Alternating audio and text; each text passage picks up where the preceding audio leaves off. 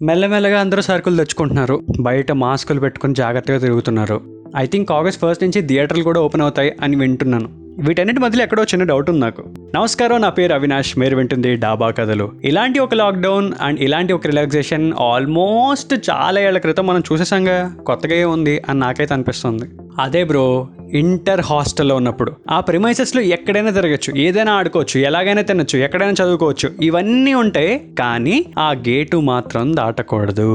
మాకైతే ఫస్ట్ 6 నెలల దాకా అసలు అవుటింగే ఇవ్వలేదు. మ్యాక్సిమం పేరెంట్స్తో కూడిన అవుటింగ్లు మాత్రమే నడిచాయి అనమాట. సింగిల్ అవుటింగ్స్ చాలా కష్టం. ఆ ఫస్ట్ పేరెంట్స్ అవుటింగ్ అప్పుడు కూడా మామూలు టైం వేస్ట్ కాదు. వీళ్ళు స్లిప్ ఇస్తారు. ఆ స్లిప్ తీసుకుని వెళ్ళి పేరెంట్స్ని చూపిస్తే హాస్టల్ వార్డెన్ సంతకం పెడితే అప్పుడు బయటకు వదిలేవాళ్ళు అనమాట. అలా ఫస్ట్ అవుటింగ్ ఒక రోజు అయితే మాకు ఆల్మోస్ట్ 6 o'clock 7 o'clock వచ్చింది పర్మిషన్. మా ఊరు వెళ్ళేటప్పటికి 9 అయిపోయింది. అప్పుడు ప్రిన్సిపాల్కి ఫోన్ చేసి ఒక్క రోజు అండి ఎక్స్ట్రా ఉంచుకుని పంపిస్తామని మా పేరెంట్స్ అడిగితే పర్మిషన్ ఇచ్చాడనమాట. ఇంకా ఫస్ట్ సింగిల్ అవుటింగ్ అప్పుడు నా ఫస్ట్ బడ్జెట్ ఎంతో తెలుసా? 100 రూపాయలు. అప్పటికి నా ప్లాన్ ఏంటంటే మా ఊళ్ళో అయితే సినిమా టికెట్ 50 రూపాయలు ఎంతో ఉండేది. బిర్యానీ కూడా షేరింగ్ చేసుకుంటే 50 రూపీస్లో మేనేజ్ చేసేచ్చులే, ఓ 20-30 రూపీస్ ఎవడొకటి పెట్టడా అని చెప్పి ఆ స్కెచ్తో బయటికి వెళ్ళా. స్కూల్ ఫ్రెండ్ ఒకటి కనబడ్డాడు. కరెక్ట్గా విజయవాడ ఐనాక్స్లో సినిమా చూసేటప్పటికి ఆ 100 రూపాయలు అయిపోయాయి అనమాట. ఇంకా మిగతా అవుటింగ్ అంతా వాడు పెట్టుకున్న డబ్బులతో నేను తిరిగా. ఇంకా జ్ఞానోదయం వచ్చేసింది. ఇది కాదు స్ట్రాటజీ, మార్చాలి అని చెప్పి ఫిక్స్ అయిపోయి ఒక 2-3 monthsలో ఆ 100 రూపాయల బడ్జెట్ కాస్త 1000 రూపాయలుగా మారిందనమాట.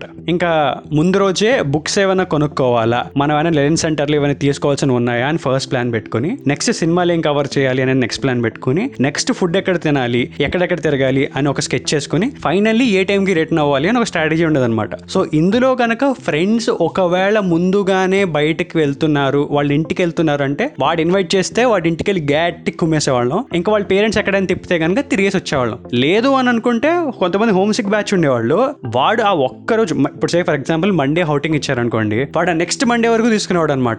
ఎందుకు? హోమ్ సిక్ కోసం ఉండలేక. ఒక్కడు మాత్రం మా బ్యాచ్ లో హైలైట్, వాడు హాస్టల్కి అవుటింగ్ ఇచ్చేవాడు. అంటే ఇంట్లో ఎక్కువసేపు ఉండేవాడు, హాస్టల్లో చాలా తక్కువ ఉండేవాడు అనమాట. ఆఖరి మా వార్డెన్ రోజు అడిగాడు, ఏంట్రా ఇంట్లో హాలిడేస్ ఇచ్చారు ఇక్కడికి వచ్చావు అని అనేవాడు అనమాట. సో ఇంకా ప్లాన్ వైజ్కి వస్తే చెప్పా కదా, ఆల్రెడీ లెర్నింగ్ సెంటర్లో మార్నింగ్ బుక్స్ తీసుకున్న తర్వాత నా లైఫ్లో for the first time morning show, matinee show, first show, స్ట్రెచ్లో 3 సినిమాలు నేను చూడగలను అని నాకు తెలియజేసింది మాత్రం విజయవాడలో ఆ అవుటింగ్ ఇచ్చినప్పుడు రోజులే అనమాట. ఎందుకంటే అలంకార్ దగ్గర నుంచి శైలజ, వెనకాల రాజీవ్ రాజు, ఇవన్నీ ఒకటే స్ట్రెచ్లో ఉంటాయి కదా. నువ్వు ఒక సినిమా చూడాలి అనుకుంటే నీకు 100 రకాల ఆప్షన్స్ అక్కడ. సో నాకు మగధీర రిలీజ్ అయినప్పుడు బాగా గుర్తు, ఆ వీధంతా మగధీర తప్ప వేరే సినిమా లేదు.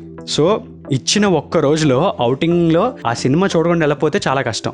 బయట ఒక్కొక్కడిని ఆడుకుని బ్లాక్లో టికెట్లు కొనుక్కొని ఫైనల్లీ వెళ్ళి ఆ సినిమా చూసి వచ్చిన తర్వాత హై మామూలు హై కాదనమాట. అండ్ సినిమాకి మధ్యలో గ్యాప్ ఉంటుంది కదా. సో ఆ టైంలో ఏం చేసేవాళ్ళం అంటే, విజయవాడలో ఆ థియేటర్స్ అందులో 2 రకాల ఆప్షన్స్ ఉంటాయి. ఒకటి ఇంటర్నెట్ కేఫే, బాగా పాటలు పిచ్చిన మా బ్యాచ్ కాస్త షేరింగ్లో ఇంటర్నెట్ తీసుకుని పాటలు వినేవాళ్ళం, గేమ్స్ ఆడేవాళ్ళం, ఇంకా తర్వాత కొన్ని చేసేవాళ్ళం, చెప్పకూడదు అంతే. అండ్ ఇంకొకటి ఏంటంటే మ్యాగజైన్ రీడింగ్, ఒక లైబ్రరీ లాగా ఉండేదన్నమాట. అక్కడ నువ్వు 5 రూపీస్ ఇస్తే నువ్వు ఏదైనా మ్యాగజైన్ కాసేపు చదువుకోవచ్చు. మా టైంలో అప్పుడు కొత్తగా లాంచ్ అయిన టాలీవుడ్ మ్యాగజైన్ ఏంటంటే సౌత్ స్కోప్. కొత్త హీరోలు ఎవరైనా వస్తున్నా, కొత్త హీరోయిన్లు ఎవరైనా వస్తున్నా, వాళ్ళతో పాటు ఫోటోషూట్ చేయించి అది రిలీజ్ చేయడం అనేది హైలైట్ అనమాట. ఆ కవర్ ఫోటో చూడంగానే కొనేయాలనిపిస్తుంది. కాకపోతే అప్పుడున్న బడ్జెట్కి అది 50 రూపీస్ ఉండేది. 50 రూపీస్ పెట్టి కొనలేం కాబట్టి ఆ 5 రూపీస్ పెట్టి అది చదివేసుకుని ఈ వారం ఏం వచ్చిందని చెక్ చేసుకుని వచ్చేసేవాళ్ళం అనమాట. ఇంకా ఫుడ్ విషయానికి వస్తే అలంకార్ దగ్గరలో స్వీట్ మ్యాజిక్ లో కొట్టేసేవాళ్ళం.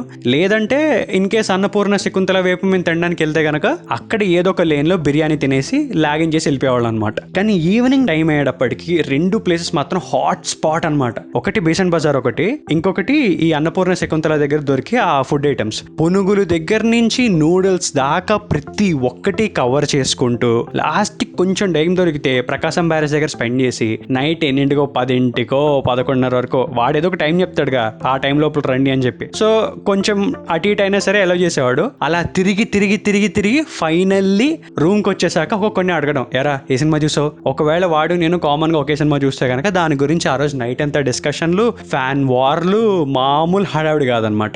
కానీ ఒకే ఒక ఇంట్రెస్టింగ్ ఎలిమెంట్ ఏంటంటే, ఇది జనరల్లీ మేము ఫాలో అయ్యే పద్ధతి, కానీ కొంతమంది ఉంటారు అబ్బో అది మామూలు బ్యాచ్ కాదనమాట. అవుటింగ్కి వెళ్ళాడంటే ఆడు ఐదర్ ఫోన్ పట్టుకొస్తాడు, లేకపోతే FM రేడియో పట్టుకొస్తాడు, లేకపోతే ఏదో ఐపాడ్ ఏదో పట్టుకొస్తాడు. ఇంకొంతమంది ధైర్యం చేసి బ్రీజర్ కూడా పట్టుకొచ్చేవాళ్ళు. నాకు గుండె ఆగిపోయేది అది చూసేటప్పటికి. అంటే అంటే అప్పటిదాకా టైంకి కూర్చో, టైంకి తిను, టైంకి పడుకో, ర్యాంక్ తక్కువ వస్తే తిడతారు, పేరెంట్స్ కొడతారు, ఈ స్ట్రాటజీలో ఉన్న నాకు అది చాలా పెద్ద విషయంలో అనిపించేది. సో ఆ వారం అంతా పొద్దున్న 7 క్లాస్ అటెండ్ అయ్యి రాత్రి 10:30 దాకా స్టడీ అవర్లో కూర్చుని ఆ మండే ఎప్పుడు వస్తుందా, ఆ అవుటింగ్ ఎప్పుడు ఇస్తాడా అని వెయిట్ చేసి మిస్ అయిన సినిమాలన్నీ కవర్ చేసి ఇంటర్ హాస్టల్కి వచ్చినప్పుడు వచ్చే సుఖం మామూలుది కాదనమాట. కానీ ఒక ఇంట్రెస్టింగ్ అబ్జర్వేషన్ చెప్పనా, స్టార్టింగ్లో మనం జాయిన్ అయినప్పుడు ఎప్పుడు అవుటింగ్ ఇస్తారా, ఎప్పుడు ఇంటికి వెళ్తామా అని అనుకునే మనం కాస్త అవుటింగ్ ఇస్తే సినిమాలు ఎప్పుడు కవర్ చేద్దామా అనేంతగా మారుతాం. ఇన్ఫ్యాక్ట్ పేరెంట్స్ అడిగినా ఒక్కరోజే కదమ్మా, ఏం వస్తావమ్మా అని చెప్పి ఏ దసరాకో ఏ సంక్రాంతికో వెళ్తాం అనమాట. మెల్లమెల్లగా ఆ హాస్టల్ లైఫ్ని అంతగా అలవాటు చేసుకుంటాం కదా.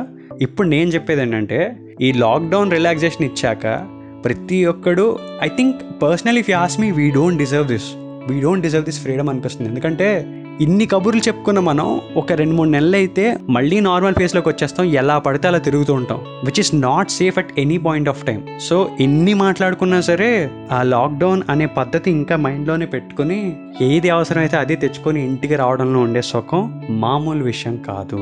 లాక్డౌన్ ఇంకా అవ్వలేదని మైండ్లో పెట్టుకొని, వ్యాక్సిన్ దొరకలేదనేది ఇంకా బ్రెయిన్లో ఎక్కించుకొని ఈ రిలాక్సేషన్ అనేది లెట్స్ టేక్ ఇట్ ఫార్వర్డ్ అనే విషయం గుర్తు చేద్దాం అనిపించింది అనమాట. సో అది సంగతి. సో మీ అవుటింగ్ మెమరీస్ ఏమైనా గుర్తొస్తే కనుక కామెంట్ సెక్షన్లో మీ ఇంటర్ ఫ్రెండ్స్ని ట్యాగ్ చేసుకోండి. చాయ్ బిస్కెట్ని ఫాలో అవుతుండండి, డాబా కథలు వింటూ ఉండండి. నా ఇన్స్టా హ్యాండిల్ అరే అవి.